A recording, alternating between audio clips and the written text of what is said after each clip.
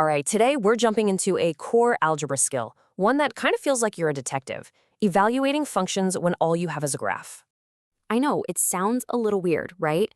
Like, how in the world are you supposed to find an answer if you don't have an equation like f of x equals 3x plus 2?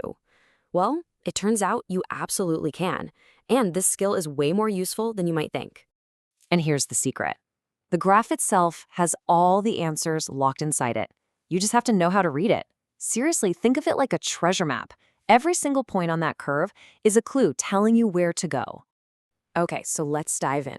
If the graph is our map, there are really only two main trips we're ever going to take. We can either start with the horizontal position and find the vertical one, or we can start with the vertical and find the horizontal. Here they are, side by side. The first trip is finding f of a. That's where you start with an input, your x value, and your mission is to find the output, the y value.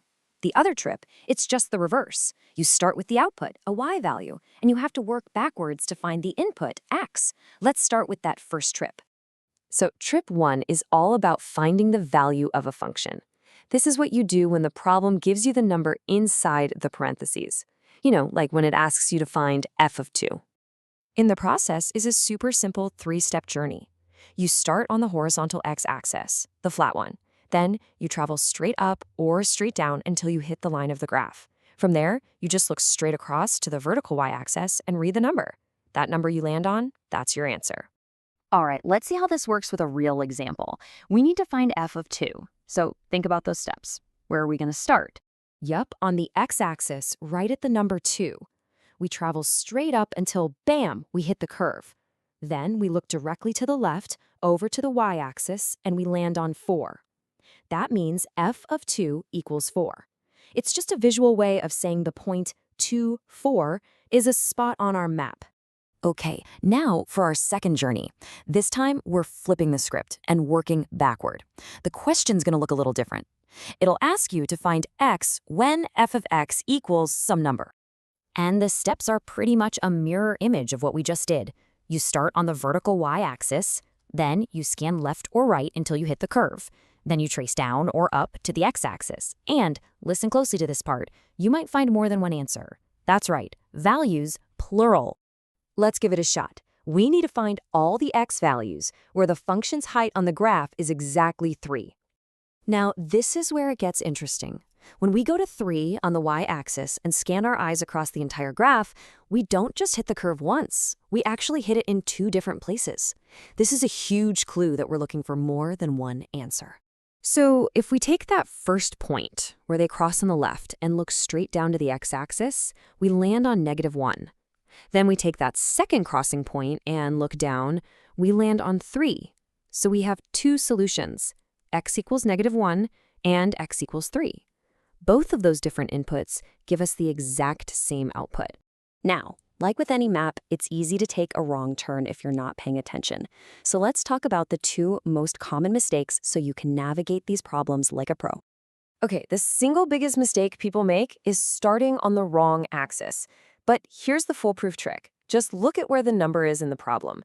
If the number is inside the parentheses, like f of 2, that's an x value. You start on the horizontal x-axis. If it's on the other side of the equal sign, like f of x equals 2, that's a y value. You start on the vertical y-axis. The problem itself tells you exactly where to begin your journey. And here's a quick pro tip on how you write your answer. If the question asks for f of 3 and your answer is 5, just write 5. That's it. Don't write the whole coordinate pair, 3, 5, unless the question specifically asks you to find a point or coordinates. It's a small detail, I know, but getting it right shows you really get what's being asked. So at this point, you might be thinking, okay, that's a neat math trick, but when am I ever actually going to use this? Well, the truth is, you probably use this kind of thinking all the time. I mean, think about any weather forecast app on your phone. It's got that graph showing the temperature changing over the day, right? You ask different kinds of questions about that graph all the time. And that's a perfect real-world example of our 2 trips. Asking, what's the temperature going to be at 2 p.m. is just like finding f of 2. You start on the time axis, you find the temperature. But asking, when is it going to hit 80 degrees? That's solving for x. You start at 80 on the temperature axis and look over to find the time, or maybe even a couple of times.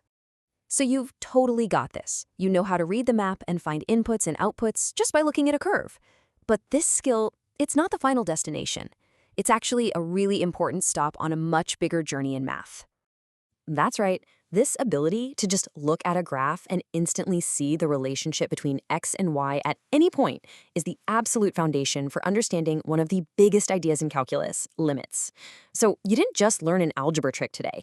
You actually laid the groundwork for your future success in much more advanced math.